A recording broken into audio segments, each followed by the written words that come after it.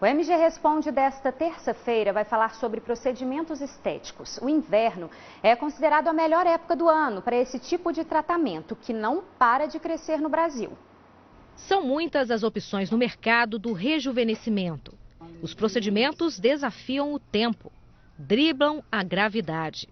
Mas, antes de tudo, o tratamento precisa ser individualizado. O mais importante para a gente entregar um resultado natural, para o paciente envelhecer bem, é ele vir à consulta dermatológica e a gente fazer o diagnóstico de qual é a demanda daquela face.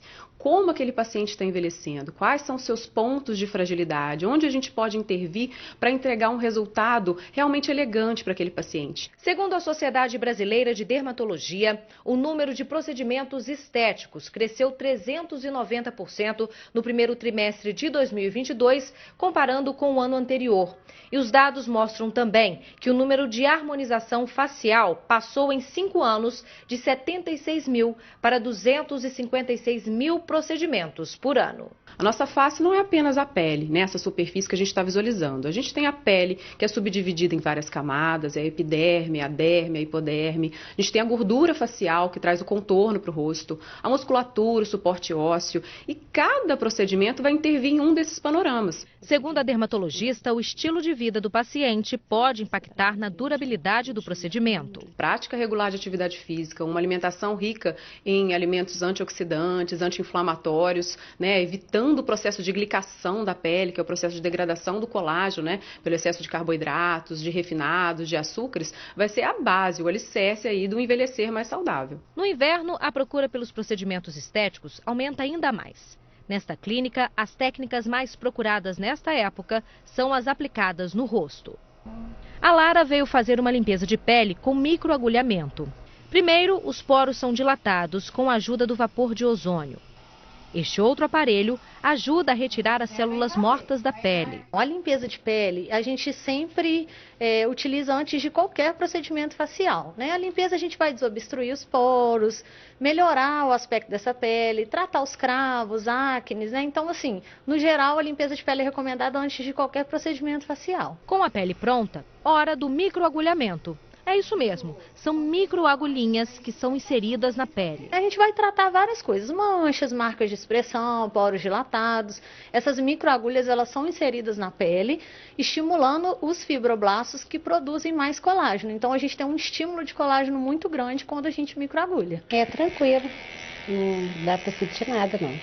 É só mesmo a cosquinha. E por que você faz esses tratamentos estéticos? Então, para melhorar minha pele, né? Como eu já tenho a idade já, então a gente já precisa conservar a pele, né? Cuidar da pele. Devido ao frio, calor e a idade da gente, a gente tem que começar a se cuidar, né? E você, já fez algum procedimento estético, alguma cirurgia plástica? Tem vontade de fazer? Tem alguma dúvida? Então, pode compartilhar sua história com a gente, sua pergunta aqui no MG Responde pelo WhatsApp 999250053. Daqui a pouquinho, o médico cirurgião plástico vai tirar todas as dúvidas ao vivo. Estamos de volta com o MG Responde, que hoje fala sobre procedimentos estéticos. A Sociedade Brasileira de Dermatologia disse que o número de procedimentos estéticos no Brasil cresceu 390% no primeiro trimestre de 2022, em relação ao mesmo período do ano anterior. Esse crescimento também acende um alerta: os cuidados e riscos e a importância de buscar um profissional qualificado antes de fazer procedimento estético, cirurgia plástica. Por isso, hoje estamos recebendo aqui no estúdio o médico cirurgião plástico, Dr. Tiago Delgado, que além desses procedimentos feitos em consultórios, também vai responder perguntas sobre cirurgia plástica. Se você tem alguma dúvida, pode participar com a gente pelo WhatsApp 999250053. Doutor Tiago, boa tarde. Muito obrigada pela presença do senhor com a gente aqui. Boa tarde, é um prazer estar aqui com vocês. Então, tá bom, vamos responder as perguntas. Estou sabendo que chegaram várias aqui pelo MG Responde. A primeira pergunta é da Elizabeth. Ela diz: gostaria de dicas para escolher um bom cirurgião plástico. E qual a diferença entre rinoplastia e rinomodelação na prática, doutor? Bom, para escolher um bom cirurgião plástico, primeiro é certificada a formação dele, E hoje em dia, com as redes sociais, fica mais fácil, você tem tempo de sentir empatia por ele, se identificar com algum cirurgião e fazer consultas para ver com qual que você se identifica mais. Porque não é de cara assim que a pessoa chega, vocês no consultório, já vão falando assim, vou fazer a cirurgia. Primeiro existe uma avaliação prévia de cada paciente, né, doutor? Exatamente. Antes de pensar na cirurgia, a gente conversa com a paciente, uma consulta de 40 minutos, 1 hora, novas consultas depois disso. Então a gente precisa fazer o que a gente chama de alinhar as expectativas, né? Os pacientes às vezes têm uma expectativa que não condiz com a realidade. Então tudo isso é importante para definir se vai mesmo fazer a cirurgia e se for fazer com qualidade e segurança. Porque o médico pode não aceitar, né? Não é não aceitar, indicar que a pessoa não precisa daquela cirurgia. Exatamente. Isso acontece com alguma frequência. A paciente às vezes não tem necessidade de fazer um procedimento, já está bem, enfim. Sim, aí vocês vão avaliar. E a Elizabeth estava perguntando sobre rinoplastia e rinomodelação. Um procedimento é feito em consultório e o outro é cirurgia mesmo, não seria isso, doutor? Exatamente. A rinoplastia é um procedimento cirúrgico que pode ser feito com anestesia local e sedação ou com anestesia geral, e aí mexe mais com a estrutura do nariz. E a rinomodelação é um procedimento um pouco mais simples, entre aspas, não livre de riscos, mas que tem talvez meia hora, 40 minutos de duração, e o resultado é mais imediato, porém a gente não consegue mexer em todas as estruturas do nariz com a rinomodelação. Igual seria a rinoplastia, mas gente, igual ele falou, é um procedimento também que não é simples, né, doutor? Exatamente. Tem mais uma pergunta aqui da Isabela, qual é a idade mínima para uma pessoa fazer um procedimento estético ou mesmo uma cirurgia? Tem uma idade mínima, doutor? Não, a pergunta da Isabela também é muito comum no Instagram quase todos os dias.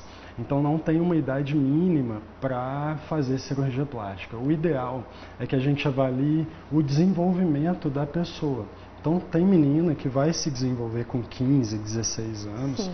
E o corpo não está mudando mais, inclusive a face. E aí a gente pode fazer a cirurgia com 16, 17 anos. Mas tem meninas que a gente precisa aguardar um pouco mais para o corpo parar de se desenvolver. E aí sim a gente fazer o procedimento. E aí com a autorização dos pais, claro, né? O doutor Sim. continua aqui com a gente, porque em 2019 o Conselho Federal de Odontologia reconheceu a atuação de dentistas em procedimentos estéticos faciais, que harmonizem com o sorriso. Mas até onde pode ir a atuação desse profissional nos processos de harmonização? Quais os limites impostos na lei? Ao vivo, a repórter Larissa Zimmermann participa com a gente também do MG Responde, porque ela está com um dentista. Existem limites, não é isso, Larissa? Boa tarde para você. De fato, Ana, boa tarde para você, boa tarde a todos que nos acompanham. Os dentistas podem sim fazer alguns procedimentos estéticos, mas alguns precisam ter especializações para poder fazer algumas intervenções no rosto. Eu vou conversar com o Johnny Poça, que é dentista, para nos explicar melhor. Então, quais são os procedimentos disponíveis e que os dentistas podem fazer? Boa tarde. Boa tarde, Larissa. Boa tarde a todos. Então, o que acontece? O cirurgião dentista ele é habilitado a fazer qualquer procedimento que ele teve tanto no curso de graduação e também no curso de pós-graduação. Desde 2019, o Conselho Federal de Odontologia reconhece como especialidade a harmonização orofacial para o cirurgião dentista. Lembrando que essa especialidade, os cirurgiões dentistas fazem alguns procedimentos estéticos faciais, só que alguns procedimentos são proibidos para essa especialidade. Porém, esses procedimentos que são estéticos, cirúrgicos faciais, são apenas liberados para cirurgiões bucomaxilofaciais, que são cirurgiões dentistas com essa especialidade. Então, vamos ver na prática, então, o que é o mais comum que os dentistas podem fazer e quais são os específicos que exigem essa pós-graduação, esse conhecimento a mais. Então, está muito comum, nós estamos vivendo uma odontologia moderna, né, que saímos da área da boca. Então, esses dentistas que não têm especialidade, eles podem estar fazendo aplicação de toxina botulínica, injetáveis, tanto com preenchedores, né, com bioestimuladores. Preenchedores, quando eu falo, é o ácido hialurônico, preenchimento labial, a rinomodelação. E os procedimentos cirúrgicos da face, a rinoplastia, a otoplastia, que é a redução da orelha de abano, só para o especialista nessas áreas cirúrgicas. Bichectomia também está muito em alta. Isso, a bichectomia está muito em alta, ela pode ser feita para qualquer profissional cirurgião dentista, porém o ideal é que sempre procure um especialista na área cirúrgica. Só para a gente entender, é quando tira um pouquinho da bochecha, né? Isso, é uma bolinha de gordura que a gente chama bola de Bichat. É uma gordura profunda que ela fica entre dois músculos da face e é removida tanto funcionalmente para quem morde a bochecha e também esteticamente aquela famosa covinha que nós gostamos de trazer essa harmonia para o rosto. Tá certo, Johnny, muito obrigada pela sua participação. O ideal mesmo é sempre procurar um profissional habilitado naquilo que você quer fazer, Ana. Sem dúvida, conferir CRM, no caso dos médicos, CRO, nos dentistas, isso é fundamental, né, Larissa? Obrigada pelas suas informações. Até já. O doutor continua aqui, a gente segue falando do MG Responde, porque você sabia que após os procedimentos estéticos, principalmente os cirúrgicos e mais invasivos, é preciso evitar alguns alimentos? Isso porque esses tratamentos, mesmo que simples, passam por estágios de cicatrização. Ao vivo, a repórter Nayara de Paula vai trazer algumas dicas pra gente. Qual deve ser esse cuidado com a alimentação, com a dieta, hein, Nayara? Oi, Ana, olha, no caso, esse cuidado, né, com a alimentação já deve ser orientado por um especialista, que é o nutricionista, né? Bom, a gente segue falando sobre isso agora com a Laila Procópio, que é nutricionista, está aqui para dar todos os detalhes para a gente. Laila, inclusive, os cuidados devem começar no pré-procedimento, né? Exatamente, né? Então, é importante que o paciente ele leve uma alimentação saudável desde antes do procedimento. Afinal, esses hábitos ele deverá manter, né, no pós-cirúrgico. Quais são as orientações? Já consumiu o que antes de fazer esses procedimentos estéticos? Então, ter uma alimentação saudável que nós falamos no geral, né? Então, consumir bastante legumes, frutas, verduras, ter um bom consumo de hídrico, né? De água diário. Também ter atenção, né, ao consumo de proteínas, né? Que são extremamente importantes para esse período pré e pós-cirúrgico, né? Então, é ter uma alimentação saudável aí no geral, evitando também aqueles alimentos que a gente sabe que não são tão indicados, né? Então, o consumo de industrializados, de muita fritura, tudo isso também deve ser evitado aí antes do procedimento. E o que esses alimentos que não são indicados podem provocar no corpo, no organismo? Ah, com certeza, né? Principalmente esses produtos, né, e alimentos que têm um alto teor de gorduras, que a gente chama de gorduras saturadas, né, que são aquelas ruins, elas dificultam todo o processo de cicatrização, né? Então acabam aí ajudando, né, um processo mais inflamatório.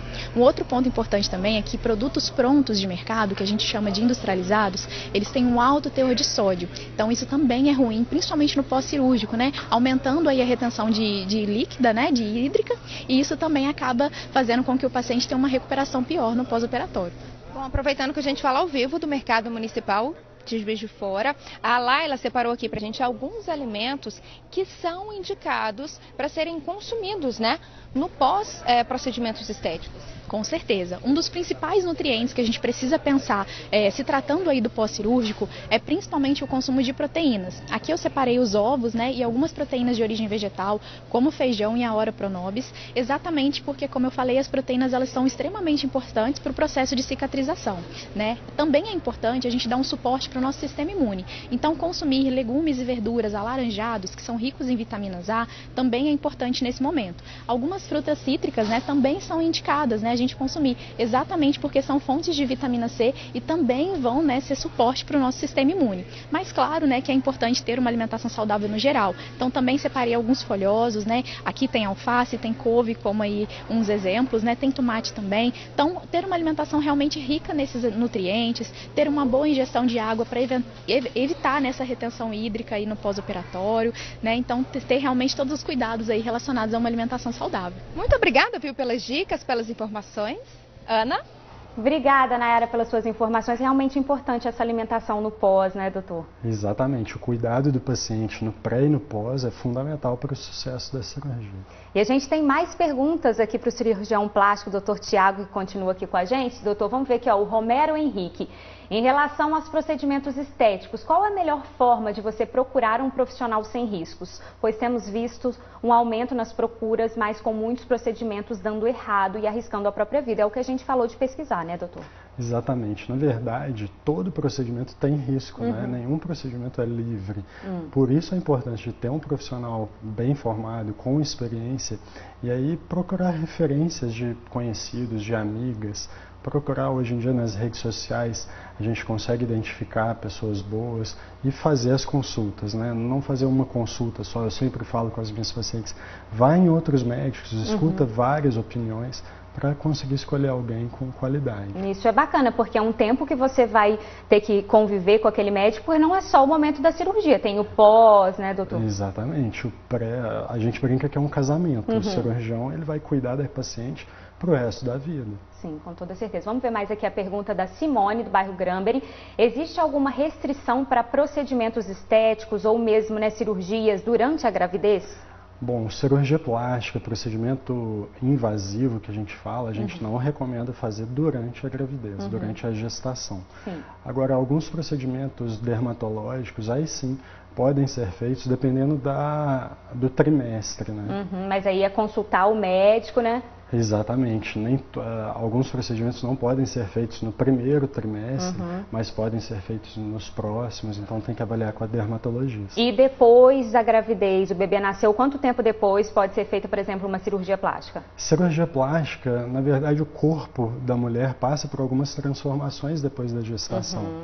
Então, pelo menos 6 meses depois que nasce o neném, ou 6 meses quando para de amamentar. Porque a mama também sofre muitas alterações com esse processo de amamentação. Preciso ter paciência, né? Vamos ver mais uma pergunta aqui, doutor, da Cida. Boa tarde, gostaria de saber quais os riscos da rinoplastia e quais os cuidados no pós-operatório. O senhor faz essa cirurgia? Sim, é uma cirurgia muito comum aqui no Brasil. Ela perde só para prótese de mama e lipoaspiração.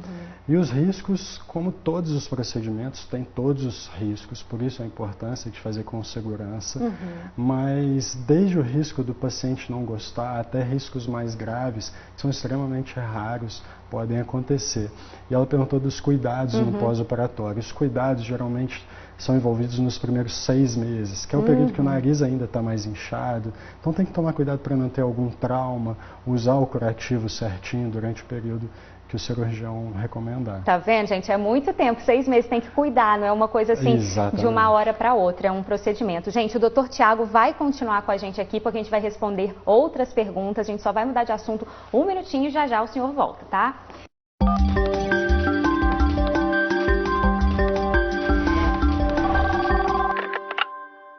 Já estamos de volta com o MG Responde, que hoje fala sobre procedimentos estéticos.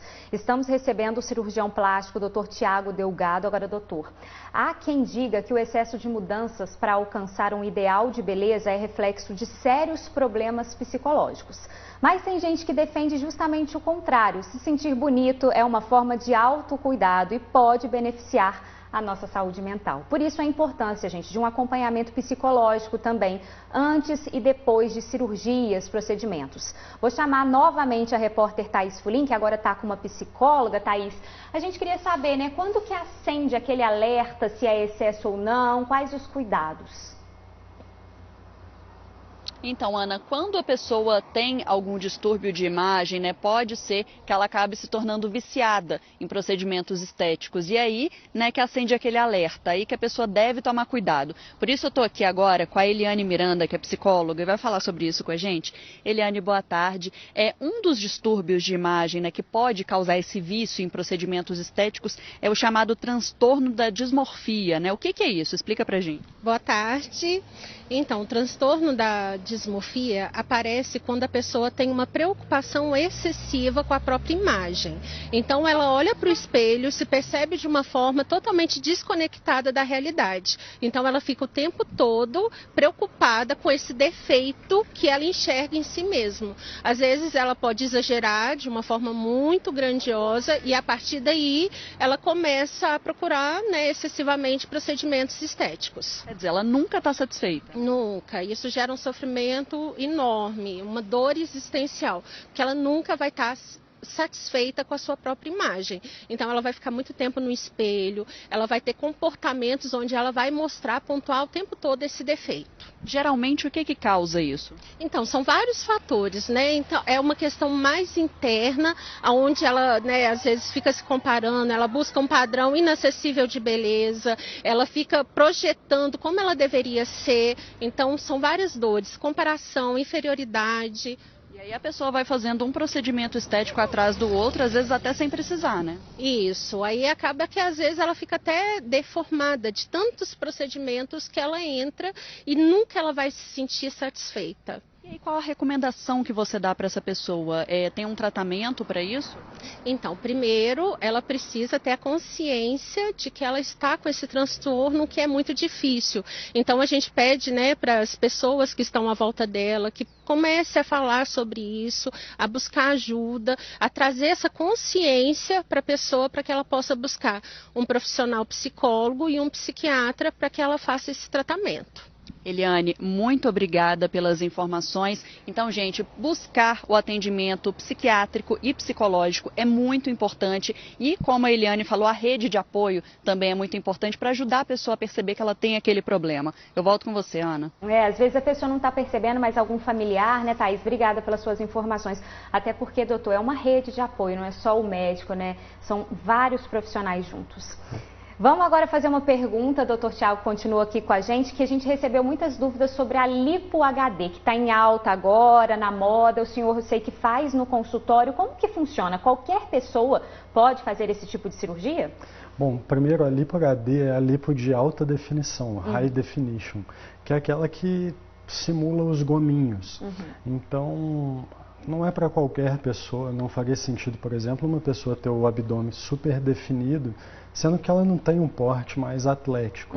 Então, cada cirurgia é indicada para determinado tipo de paciente. E essa cirurgia, ela é diferente de outras, né, de outra lipo, por exemplo, comum, em relação ao procedimento mesmo? Como funciona? É mais ou menos uma técnica mais recente aqui no Brasil, já tem alguns anos. Então, é uma cirurgia um pouquinho diferente da tradicional, mas em termos de risco, de tempo de cirurgia, recuperação, é basicamente a mesma coisa. Em relação à recuperação da lipoaspiração, ela é diferente para cada paciente? Como é que funciona, doutor? Geralmente, a gente tem os protocolos para cada paciente. Então, dependendo da idade, a gente precisa de alguns cuidados, dependendo do peso do paciente, dependendo da cirurgia também. Então, tem paciente que a gente libera para o retorno das atividades, com uma semana já está de volta na academia. Tem paciente, tem procedimento que precisa aguardar quase um mês, então pode variar um pouquinho. E é um procedimento que a pessoa cuidar depois, né, para manter. Exatamente. Então, assim, o momento ideal para fazer esse tipo de cirurgia é com um paciente com o corpo estável. Então, aquele paciente que está mantendo a academia, a alimentação balanceada, para não perder o resultado. Vamos ver mais pergunta que chegou para a gente aqui pelo WhatsApp, doutor, do Wesley. Qual é o procedimento estético ideal para remover manchas do rosto? Aí não seria com o cirurgião plástico. Não é exatamente a área que eu trabalho. Eu recomendo procurar uma boa dermatologista para ver se faz um peeling, enfim. Vários outros procedimentos. Só que é importante, igual o doutor Tiago falou, manter o cuidado na hora de escolher esses médicos, né? Vamos ver aqui a Thaís. O inverno realmente é a melhor época para fazer cirurgia plástica ou não tem nada a ver? Bom, em termos de cirurgia, de cicatrização, não tem diferença o momento, a época do ano. Mas a maior procura nessa época, eu acredito que é por conta da facilidade ou comodidade de usar aquelas malhas cirúrgicas, sutiãs. O período das férias também, né, que não tem tantos compromissos para quem é mãe ou para quem é estudante. Então, acho que o motivo desse boom na época de julho é por aí. Pode ser esse, né? Tá, vamos ver mais uma pergunta aqui, doutor, do Augusto. Perdi bastante peso e agora estou com bochechas caídas. Preenchimento com ácido hialurônico é perigoso? Qual o profissional capacitado para esse tipo de procedimento? Nesse caso, assim, que ele emagreceu muito. Bom, é muito comum as pessoas que emagrecem muito virem a ter flacidez. E a flacidez é esse excesso de pele que acontece no corpo inteiro, como ele falou, no rosto. O ácido hialurônico é sim uma das possibilidades para tratar isso, e fazendo com um profissional qualificado, com uma boa dermatologista, aí sim pode ficar tranquilo que vai dar é bem certo. tranquilo. Doutor, obrigada pela sua presença aqui hoje, deu para a gente responder muitas dúvidas, estamos abertos aqui e até a próxima participação. Boa semana para o senhor. Obrigado para você também. Até a próxima.